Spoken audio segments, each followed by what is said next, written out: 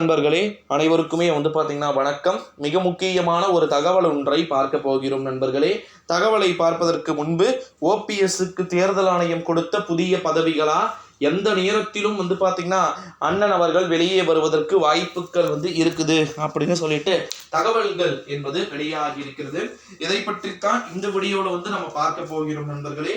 குறிப்பா பார்த்தீங்கன்னா ஓபிஎஸ் சுயேட்சை சின்னத்துல டிடிவி தினகரன் எப்படி குக்கர் சின்னத்துல போட்டியிட்டாரோ அதே போல தற்போது போட்டியிட்டு கொண்டிருக்கக்கூடிய ஒரு சூழ்நிலையிலே அவருக்கு ஏதேனும் புதிய பதவிகள் கிடைக்கப்படுமா, அதாவது கிடைக்கிறதுக்கான வாய்ப்புகளும் சாத்தியக்கூறுகளும் இருக்குமா அப்படின்னு சொல்லிட்டு ஒரு புறம் எல்லாருமே கேட்டுக்கிட்டு இருக்கக்கூடிய ஒரு சூழ்நிலையில தான் அதற்கான வாய்ப்புகளும் சாத்தியக்கூறுகளும் நிறையவே இருக்குது அப்படின்னு சொல்லிட்டு சொல்லப்பட்டிருக்கிறது நண்பர்களே. காரணம் என்ன அப்படின்னா, ஓ பன்னீர்செல்வம் நம்முடைய டெல்லி மேலிடத்தின் துணையோடு தேர்தலுடைய முடிவுகள் வெளியாகிய பிறகு நல்ல ஒரு வெற்றியை அவர் பெறுவார் அப்படின்னு சொல்லிட்டு எதிர்பார்க்கப்படுவதா தகவல்கள் என்பது வெளியாகி இருக்கிறதா.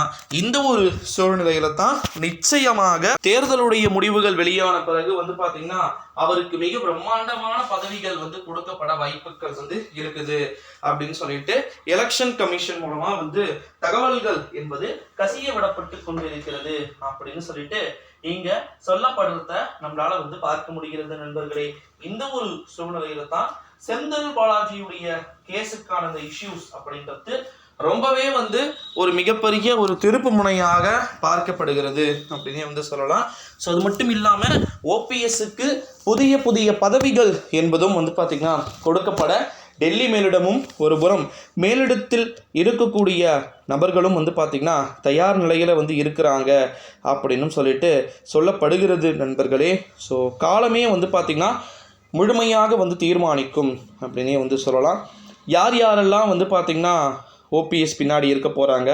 எலெக்ஷனுக்கு அப்புறமும் ஓபிஎஸ்க்கு ஆதரவான அலைகள் என்பது வீச வேண்டும். ஓகேங்களா, அப்படி வீசினால் மட்டுமே எனக்கு தெரிந்து 100% பார்த்திங்கன்னா நிறைய விதமான மாற்றங்கள் என்பது ஏற்படுவதற்கு வாய்ப்புகளும் சாத்தியக்கூறுகளும் இருக்குது அப்படின்னு சொல்லலாம்.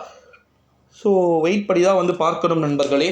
ஓபிஎஸ்க்கு என்று தன்னந்தனியாக புதிய புதிய பதவிகள் என்பது கிடைக்கக்கூடுமா, அல்லது கிடைக்கிறதுக்கான வாய்ப்புகளும் சாத்தியக்கூறுகளும் இருக்குமா என்பதை ஃபுல்லாகவே பார்த்தீங்கன்னா ஃபியூச்சரில் காலமே பார்த்திங்கன்னா முழுமையாக தீர்மானிக்கிறதுக்கு வாய்ப்புகள் சாத்தியக்கூறுகள் இருக்குது அப்படின்னே சொல்லலாம். ஸோ புதிய புதிய பதவிகள் கிடைக்க பெறுகின்ற ஒரு வேளையிலே அவருக்கு எப்பேற்பட்ட அரசியல் காத்துக்கிட்டு இருக்கின்றத நம்ம கண்டினியூஸாக வெயிட் பண்ணி பார்க்க வேண்டிய ஒரு சூழலுக்கு நம்ம தள்ளப்பட்டு இருக்கிறோம் அப்படின்னே சொல்லலாம் நண்பர்களே.